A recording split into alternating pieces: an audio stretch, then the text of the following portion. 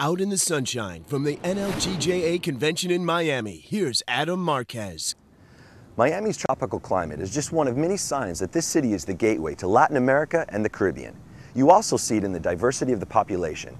As gay visitors and journalists, we were curious to find out from local residents just what it is about this city that attracts so many different people. What do you think Miami represents? Well, to me, Miami represents a huge community of international people. Being Cuban American, Miami represents it's kind of a land of freedom of opportunity. How do you think in general, either in this area or in Miami in general, gays are represented? This is a live and let live city. It's people are excited because there's just so many different types of people with different cultures, and I think we embrace all of that. Obviously, there's always going to be people that have different opinions, and we respect those opinions as well. But it is a city that's live and let live. We enjoy everyone. Miami has been home to some of the most divisive and intriguing moments in the struggle for equality. Here's David Esch. Real orange juice, unlike powdered substitutes, is pure and natural. Anita Bryant was known as America's orange juice queen thanks to this ad campaign. But it was another campaign that made her a household name here in Florida. Jesus loves me. I consider what happened in 1977, the Anita Bryant Save Our Children campaign, both the birth of the anti-gay movement and the birth of the gay movement. 1977 was the year Bryant focused her celebrity on overturning Florida's law, banning discrimination based on sexual orientation. Homosexuals are protected under the Constitution the same as anyone else. If they don't want to flaunt and ask for legalization of a lifestyle that they think is acceptable and normal. The gay rights movement fought back, calling for a boycott on Florida orange juice. Bryant lost her contract with the Florida Citrus Commission, but won the battle. After only 6 months, the law banning discrimination was repealed. When I moved to this county, I didn't realize that you could fire someone simply for being gay, and that would be legal. Not only did the gay community lose this legal protection, but Florida went on to pass what is to this day the only ban on gay adoption. If you check yes on the application that you are homosexual, your application isn't even processed. In the last decade, equal rights advocates have made significant gains. In 1998, Miami-Dade County passed a much-publicized ordinance, once again making it illegal to discriminate against gays and lesbians, and pointing to Anita Bryant's fading legacy. From Miami Beach, I'm David Esch.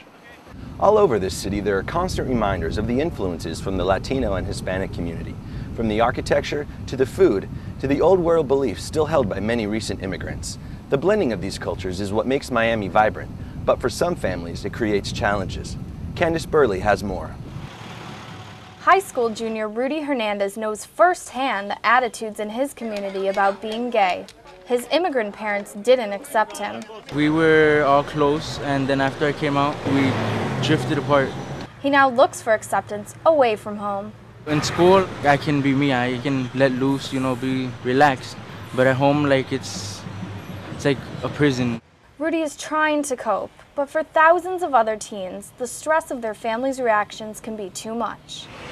Gays and lesbians commit nearly 1/3 of teen suicides. The Yes Institute works to address this issue. There's a lot of fear in the community with orientation and gender. The South Florida organization educates people struggling to accept gay family members. Profit organization. Eva Leiva Sandino directs Hispanic outreach. This is what happens to millions of families. They're not prepared, so they don't know what to do. She didn't when her son Paolo told her he was gay. I went into the closet where he was trying to come out. But through her work with the organization, she came out as an activist. I was empowered to embrace and love my son, not in spite of him being gay, but because of who he is. Rudy Hernandez can only hope for the same acceptance from his family. From Hialeah, I'm Candace Burley. That struggle for acceptance has led many gay men and lesbians to distinguish the difference between families of origin, mothers, fathers, brothers and sisters, and families of choice, the friends they call family. But a third type is coming to the forefront. Here's Melina Kolb. 2 years ago, Mark Bosley went to Ukraine to adopt a child, knowing that Florida law prevented him from adopting here. Later, he and his partner Jeff Hearn tried to adopt another child, this time in the U.S. but officials refuse even to perform the required preliminary checks. For them to tell me they can't even do a home study for me, I was shocked at that. Despite strict laws in many states, couples across the country are finding ways to build their families, including NLGJA members. The electricity is in the air. Eric Sandoval works long hours as a reporter. 6 years ago, he and his partner began to focus on starting a family. At first I thought, oh my God, twins. I wanted one child, you know, and we met them and they melted our hearts. NLGJA member Kathy Renna has spent years fighting on behalf of lesbian and gay families. She looks forward to a day when her daughter won't have to. Hopefully, by the time she's 20 years old, we're all going to wonder what this big fuss was about. From the NLGJA convention, I'm Melina Kolb. Thank you for joining us this year in Miami. I hope you've enjoyed yourselves as much as we have. On behalf of NLGJA's Student Video Project, I'm Adam Marcus.